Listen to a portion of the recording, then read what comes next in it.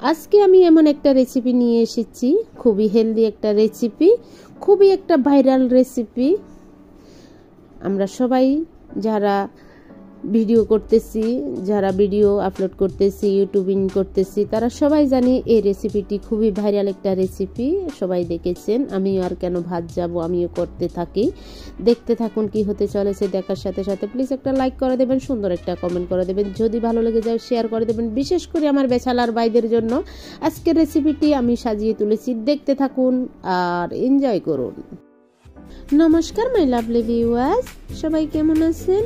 আশা করি আমার ভাই বোনেরা সবাই খুব ভালো আছেন। আমিও ভালো আছি ভগবানের অশেষ কৃপায়।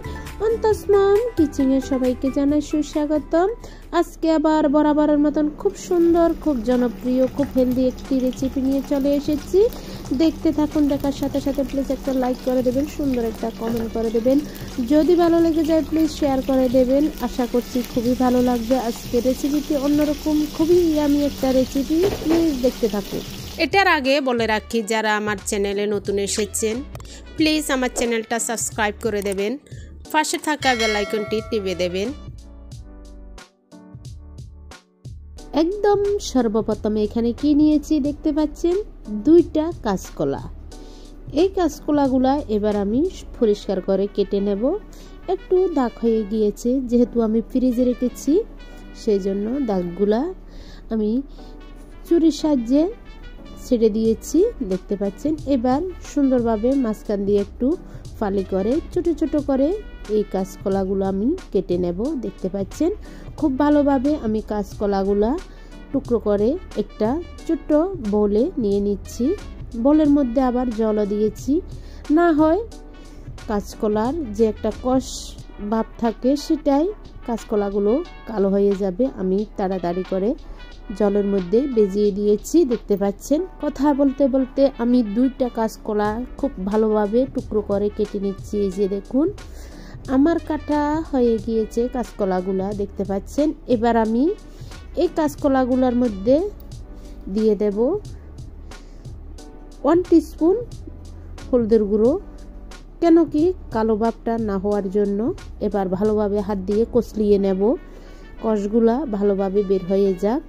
এবার আমি এই কাঁচকলাগুলা এক সাইডে রেখে দিলাম, দেখতে পাচ্ছেন। এবার সরাসরি আমি ফ্রাই প্যান বসিয়ে দিয়েছি চুলাতে, দেখতে পাচ্ছেন। দিয়ে দিলাম পরিমাণ মতন একটু তেল, দেখতে পাচ্ছেন। এখানে এবার কি নিয়েছি দেখুন, এখানে কয়েকটা চিংড়ি মাছ নিয়েছি ধুয়ে পরিষ্কার করে। এই চিংড়ি মাছগুলো আমি টুকরো করে নিয়েছি, বড় সাইজের চিংড়ি মাছ ছিল। এবার এই চিংড়ি মাছগুলো তেলের মধ্যে দিয়ে দিয়েছি, দেখতে পাচ্ছেন। দিয়ে দেব এবার আমি 1 চিমটি হলুদের গুঁড়ো, 1 চিমটি লবণ, দেখতে পাচ্ছেন, দিয়ে খুব ভালোভাবে এবার চিংড়ি মাছগুলো আমি ভেজে নেব, সেটাই ব্যাপার। একটু নেড়ে চেড়ে ভালোভাবে চিংড়ি মাছগুলো ভাজতে হবে, ঘাড় যে কাঁচা গন্ধ সেটা চলে যেতে হবে। একটু লাল লাল করে ভাজলে খুবই ভালো হয়। আমিও একটু লাল লাল করে ভালোভাবে ফ্রাই করে নিয়েছি। আমার চিংড়ি মাছগুলো ভাজা হয়ে গিয়েছে, আমি এবার একটু বোলের মধ্যে, ছোট্ট বোলের মধ্যে তুলে নিলাম, দেখতে পাচ্ছেন। এক সাইডে রেখে দিয়েছি। অবশিষ্ট অনেকটা তেল রয়ে গিয়েছে, এই তেলের মধ্যে এবার দিয়ে দেব আমি কয়েকটা রসুনের কোয়া, দেখতে পাচ্ছেন। এই তেলের মধ্যে দিয়ে দিলাম বড় সাইজের একটা পেঁয়াজ কুচি করে, দেখতে পাচ্ছেন। এবার দিয়ে দিলাম কাঁচা লঙ্কা, দেখতে পাচ্ছেন। এবার এই উপকরণগুলো ভালোভাবে আমি ভেজে নেব, কাঁচা গন্ধ চলে যাক, সেটাই ব্যাপার। সম্পূর্ণ উপকরণগুলো আমি নেড়ে চেড়ে ভালোভাবে ভেজে নেব, দেখতে পাচ্ছেন। এই কাজটা আমরা সবাই জানি, এটা একটা ভাইরাল রেসিপি। আমি দেখতে পাচ্ছি সবাই এই রেসিপিটি করতেছে, আমিও করতেছি। আমার কাছে যখন সব উপকরণ ছিল তাতে আর মন্দ কি, করে নিই, মন্দ আর কিছু না, করে নেব, খাবো, এটাই ব্যাপার। এবার কথা বলতে বলতে আমি এই উপকরণগুলো আমার ভাজা হয়ে গিয়েছে, আমি একটা প্লেটে তুলে নিয়েছি, এই যে দেখুন। এবার আরেকটু তেল দিয়ে দেব ফ্রাই প্যানে, দেখতে পাচ্ছেন। এবার দিয়ে দিলাম কয়েকটা শুকনো লঙ্কা এই তেলের মধ্যে। শুকনো লঙ্কাগুলা দেওয়ার মানে হয়েছে শুকনো লঙ্কার যে একটা ভালো ফ্লেভার আছে সেটা আমার কাছে খুবই ভালো লাগে। শুকনো লঙ্কা দিলে খুবই ভালো লাগে, টেস্টি একটা ফ্লেভার আসে, সেই জন্য শুকনো লঙ্কাগুলো দিয়ে খুব ভালোভাবে একটু নেড়ে চেড়ে আমি ভেজে নিচ্ছি। এই যে শুকনো লঙ্কাগুলো আমার ভাজা হয়ে গিয়েছে, আমি তুলে নিয়েছি। এবার দিয়ে দেব সেই কাঁচকলা যে কেটে ধুয়ে পরিষ্কার করে রেখেছি, সেই কাঁচকলাগুলো একেবারে দিয়ে দিলাম, দেখতে পাচ্ছেন।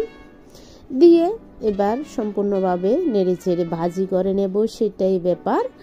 এই যে দেখুন খুব ভালোভাবে ভাজি হচ্ছে, আমি এবার একটু ডেকে দিলাম, দেখতে পাচ্ছেন। 2 মিনিট বাজতে ডেকে দিয়েছি, 2 মিনিট পরে আসে দেখব, ঢাকা তুলে 2 মিনিট পরে এসে দেখলাম খুবই সুন্দরভাবে আমার কাঁচা কলাগুলা ভাজা হচ্ছে। এই যে দেখুন কালারটাও খুব সুন্দর এসেছে। এই যে এবার দেখব সিদ্ধ হয়েছে কিনা।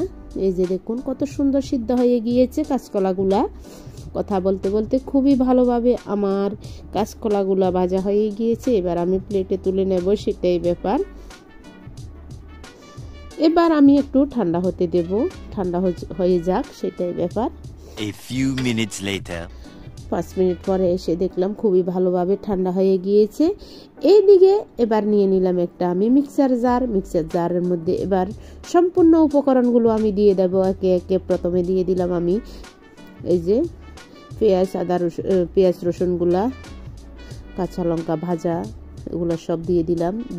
এবার আমি চিংড়ি মাছ ভাজা দিয়ে দিলাম, কাঁচকলা ভাজা, সম্পূর্ণ উপকরণ দিয়ে দিলাম।